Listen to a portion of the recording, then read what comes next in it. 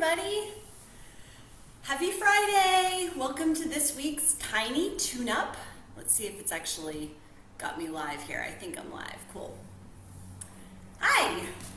If you're here watching live, say hello. And if you're watching later on replay, give me a hashtag replay. Today we're going to talk about the hands and wrists.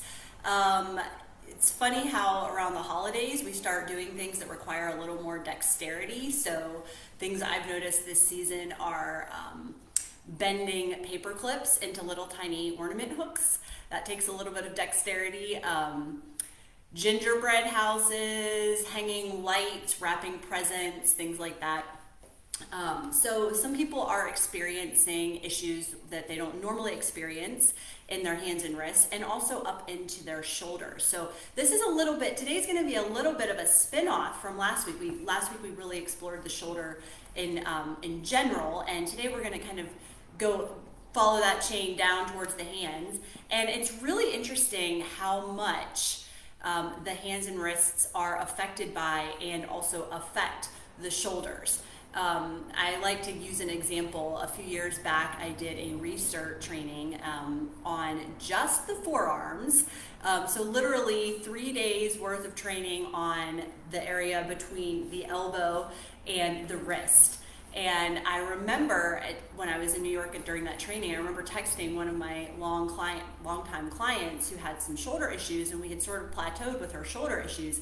And I remember texting her and saying, when I get home, we're going to do all this forearm work, because this is going to be a breakthrough, I think, for you and your shoulders. And sure enough, it was. So yes, the forearms in general, the hands, the wrists, directly related to the shoulders, but also just if you have pain directly in the wrists and the hands, this little tiny tune-up is going to be good for you today. I see a couple people there. Hello, welcome. Glad to have you here today. So let's go ahead and get started. So I want to talk about, we're going to focus specifically on the hands and wrists at the beginning, and then as we get towards into the class a little bit, we will start to connect that up the back and into the shoulders and neck. So first of all, I just want to say that usually when we're doing tiny detailed work in our hands, or anything where we're kind of like pushing or doing repetitive movement with our arms, almost always we use far too much effort, way too much work is being done for the task. And you might start to notice, even after today, once this kind of illuminates things for you, you might notice things like when you are driving, you might be really gripping the wheel for dear life. One of the things I notice a lot is when I'm brushing my teeth, for some reason, I'm like holding on to that toothbrush, like, I don't know, like I can't lose it. So these are just small examples of things that we do where we exert too much effort. So I really want to kind of drive home the importance of efficiency and movement and using only what you need. And this, of course, is a concept that is a through line throughout my whole life. But let's start with something that is from the Alexander Technique. So I talk about Alexander Technique fairly often in here. It was one of my first sort of forays into movement education back as a dance major in college. And I adored my Alexander Technique classes and took them over and over again. This is a really simple little exercise that I gleaned from those days. So I want you to, right now, wherever you are, I want you to, with one hand, I want you to make a fist. And I want you to just make that fist as hard as you can. Just really get in there. And then let that relax. And then just kind of hang out for a second, and then we're going to do the other side. So you're going to use your other hand, you're going to make a fist. Oh, how hard can you squeeze? And then let it go. Okay, now I want you to take both hands and do the same thing simultaneously. Oh, make that fist as hard as you can on both sides. Okay, now let it go. All right, now, this time we're going to do both hands at once again. And I want you to notice, actually start doing it first, and then I'll tell you what to notice. So go ahead. You're making a fist. Now, where are you feeling this? Are you gripping? Are you pulling your elbows in towards you? Are you pulling your shoulders in towards you? Are you gripping in your neck? Are you grinding your teeth? Are you furrowing your face? Are you curling your toes? Notice what else you're doing to make the fist. And then let it go. Wow, I was doing all those things that I mentioned I was doing on purpose, and now I feel really tired. So, give yourself a breath here, kind of reset, take a moment. Now, let's do one at a time again. I want you to make a fist. Do one hand first. Make a fist. Use only the effort from your hand, okay? So this is soft, your shoulders relaxed, your upper arm is relaxed, even you're not gripping in that bicep, you're not lifting weights here, you're just making a fist. So what I want you to keep that fist sustained. And what else do you notice? Where else are you working in your body? So see if you can identify a couple of spots that you might be doing undue effort, and then try to let those go while maintaining the fist, and then relax. Take a breath. We're gonna do the other side here in just a second after I close this silly error box that says that you can't hear me. Okay, other side. Make a fist. This time, you're only making your fist with your fist. Okay, so you're not gonna use your upper arm, you're not gonna use your neck, your jaw, your head, your eyes, anything below the neck, none of that. None of that, just, well, except for the fist. And see if you can maintain that and let it go. Okay, a little bit less tiring, right? So this is just a really easy way to see for yourself right off the bat how often you're doing more than you need to do. So if you did that right now, you're probably doing it many times throughout the day. And that doesn't just apply to the fist situation either. It's whatever movement you're doing, chances are you're kind of getting more things involved than what need to be involved. Okay, so now we're going to bring it to a little bit more intense level. So we've done the fist thing. We've kind of felt in our body how to achieve a fist with a strong grip without bringing everything else into it, right? So now go ahead and grab one of your black Yamuna balls if you have them. And if you don't have Yamuna balls, what are you waiting for? It's literally the most value of an investment. You will, it's a one-time fee and they last forever. I've had balls, as most of you know, for 20 plus years, the same balls. So yeah, these balls as a pair are $32. The pearl is $22. You got to get these in your arsenal of tools. Okay, so you have your ball. And a Yamuna ball is perfect for this because it does have the buoyancy, it does have the give. So I want you to now squeeze the Yamuna ball in your hand, and I want you to try to do this with equal effort in every finger, but without the rest of yourself getting involved. So give it a good old simultaneous squeeze there with all the fingers. You're sort of depressing into the ball or indenting the ball. Do like 3 or 4 of these, and you're really working to try to get all 4 or all 5 fingers to work together. Okay, now relax, switch hands, other side. All 5 fingers simultaneously squeeze. A few times, check in with that shoulder, check in with the jaw, the neck, even the eyes and the ears. You kind of start to sometimes contract into that. So do like 3 or 4 reps of that. You might notice that one side's much easier. You have more strength on one side, probably the hand that you write with is going to have more strength. It might feel a lot more effortful on the non-dominant side to do this. Okay, taking it a little further now. Actually, before we do that, let's go ahead and do both balls at once. So get your second one of the pair if you have it with you. And now you're going to, at the same time, do a gentle depression into the ball 4 or 5 times, all 5 fingers doing equal effort. Okay? And as you're doing this, you're checking in with the rest of your body, making sure you're not doing anything you don't have to do. All right, now we've kind of evened it out, done it on both sides.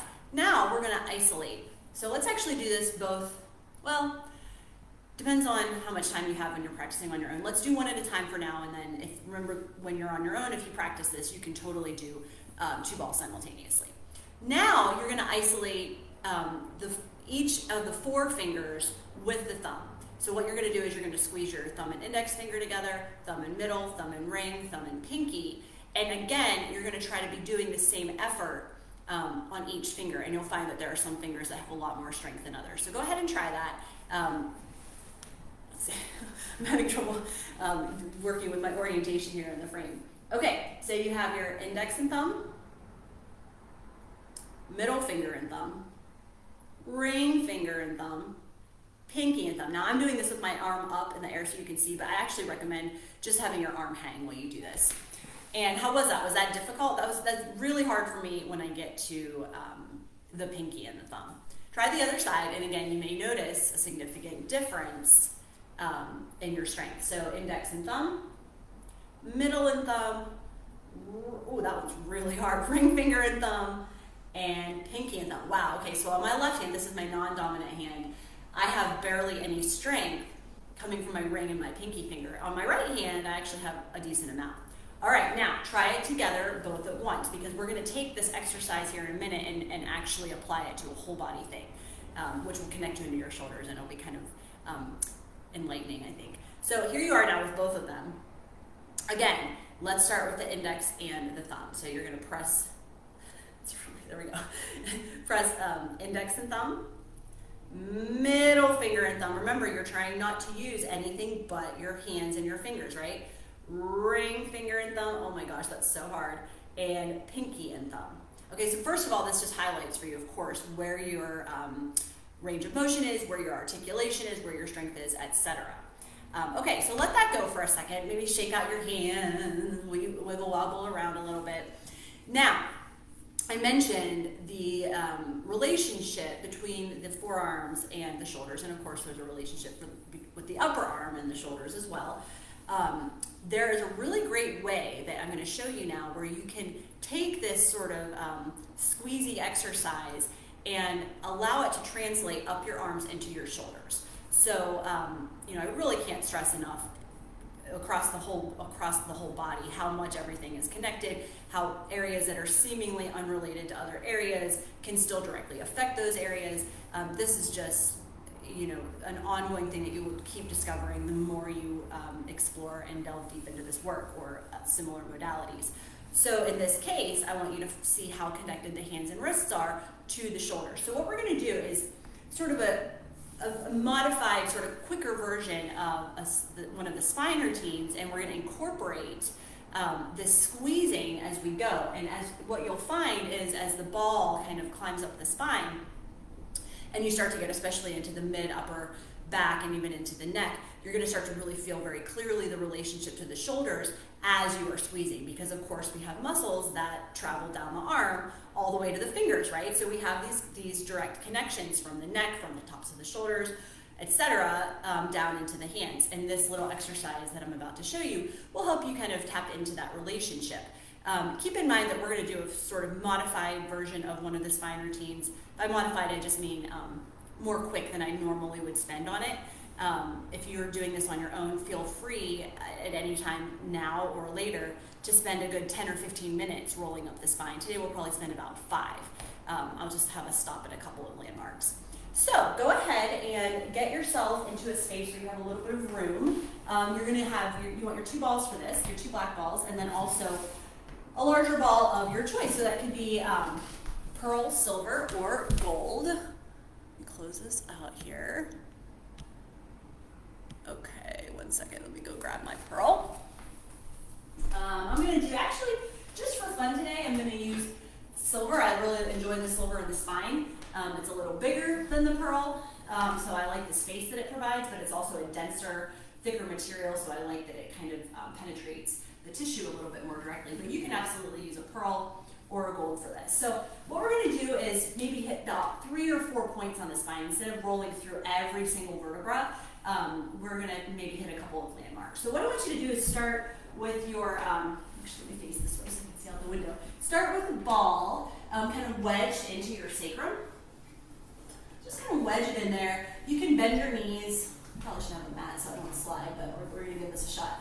You can bend your knees, and normally I would say put your hands on your knees or behind your legs. But what I'd like you to do right now is kind of rest your forearms on somewhere around your knees or your thighs and have the black balls in your hands. And you can, I want you to try to find a sort of comfortable place where you're just kind of holding them without a lot of effort. Okay, so let your shoulders be relaxed. Take a couple of breaths in. As you're exhaling, of course, you're sinking into the ball. And so far, we're not doing anything with the ball, the smaller ones. After about your 3rd breath, as you start to exhale out of your 3rd one, I want you to go into the 5-finger squeeze. So exhaling and letting all 5 fingers press equally into each of those Yano balls. And then as you inhale, let the fingers release.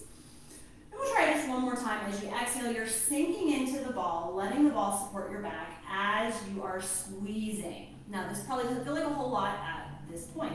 And you might not notice the connections as we go, but you will probably notice the connections later on today. Okay, now, Keep the balls in your hands. We're going to move the ball up a little bit. So we take our inhale. As we exhale, we sink into the ball. Now, usually I would have you go just about an inch. For today, I want you to go quite a bit further. So hands are on your knees. I'm still holding the balls, but I'm sort of embracing my knees here. You're just going to slide those hips forward.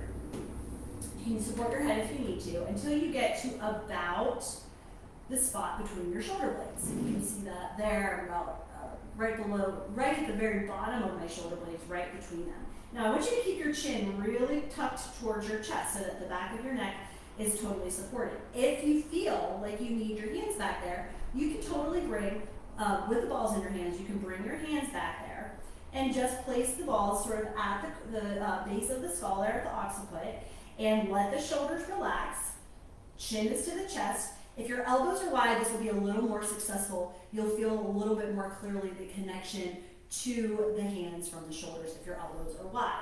So that the head is supported, the chin is to the chest. Take a deep breath here.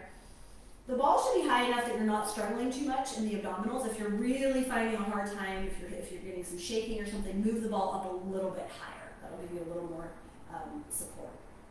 Okay, now as you take your next exhale, there's your inhale. As you exhale, sink into it. Squeeze all 5 fingers into the balls. Okay, so you're supporting the head of the balls. You're doing a simultaneous squeeze. Try that a few times. Take another inhale. Release the fingers. Exhaling and squeeze. Now, if you really wanted to go for it and you really wanted to challenge yourself, you could spend some time here going through each finger. Index, middle, ring, pinky, all the way through. Or you can just stick to both hands at once. Next exhale, we're going to move the ball up a little bit higher, this time to about the neck or even a little higher to the base of the skull. So take your breath. Big, big, big inflation on the inhale. As you exhale, you're sinking into the ball. You're sinking your weight into the ball as you slide forward, and the ball is going to start to move up to the neck. At this point, you can let your arms stretch out at shoulder level, or you can bring them down to your sides if that's more comfortable. I prefer shoulder because I can feel the width across my chest a little more easily. This is a good time to reclaim your wardrobe if the ball has pulled your shirt up or the collar is choking you. This is a good time to come off the ball and kind of fix your clothes. If you have a hood, you want the hood to be up. Yes, this is a flannel with a hood, one of my favorite thrift store finds. Okay, so you have the ball on the base of the head, the base of the skull, supporting the neck. 1 black ball each in your hands, either out to your sides or down, out at your shoulders or down at your sides. You can let your legs stretch out if it's comfortable. Realize I'm still only half in the frame. You can let your legs stretch out if it's comfortable, or you can keep them bent. Either one is fine. All right, I'm going to go with straight legs. Here you go. You're going to take a big, big inhale, inflating your whole thoracic cage like a balloon, front to back, side to side, diagonal to diagonal. As you exhale, squeeze the balls in your hands. So really trying to maintain that pressure, sustaining a gentle effort, and then release as you inhale. Try it again. Inhaling, checking in with the rest of your back. Make sure you're not using your back as you squeeze the balls on the exhale. Your neck, your back, everything should be relaxed. The only thing working is your fingers. And again, if you want to give it a shot with index, middle, ring, pinky, you can. Or you can try just one more in this way. You might want to, if you've done a couple with your arms in one position, you might want to try switching up your position. It will change the sensation a bit. As you inhale, everything inflates. As you exhale, squeeze, trying to find equal pressure, equal effort, equal work happening in all the fingers. Good. And if you want to just then finish with a little palpation, just a little squeeze and release, make sure those pinkies and those ring fingers are not getting neglected. When you're ready, roll to your side to come up. Shake your arms out a little bit.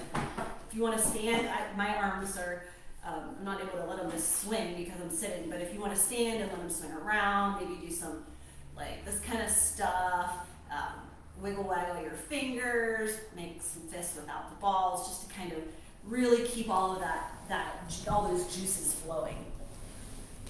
Okay, so how was that for you? Were you able to, first of all, were you able to do equal pressure? And also, did you feel the connection up into your shoulders? As I was saying, you might not feel it right away, depending on what else is going on in your body, depending on your awareness level. You might not have felt that sort of like that chain, the chain connecting link by link from the hands to the shoulders, or you might have felt it really clearly. I think some of these things are sort of acquired with time as you become more and more attuned to your body's sensations. But I'm curious if you, how that felt for you, how difficult that was for you, and when you did it at the beginning, were you able to feel the difference between all of your body creating that effort and then just isolating it to one point? So that's what I have for you today. Let me know if you have any questions about that. Next Friday is Christmas Eve. I will not be doing this class on Christmas Eve. I will be here the following Friday, which is the last Friday of the month, New Year's Eve. So everyone enjoy your holiday. I usually would say at this time, see you next year, but I guess I'll actually still see you one more day in 2021 on New Year's Eve. If you have questions, let me know. If you're still looking for Christmas gifts, please go to my website, ReniViola.com. All of the stuff that I talk about and do on a regular basis is there, available for you. And I hope you have a wonderful holiday season. Thanks for being here. See you soon. Bye.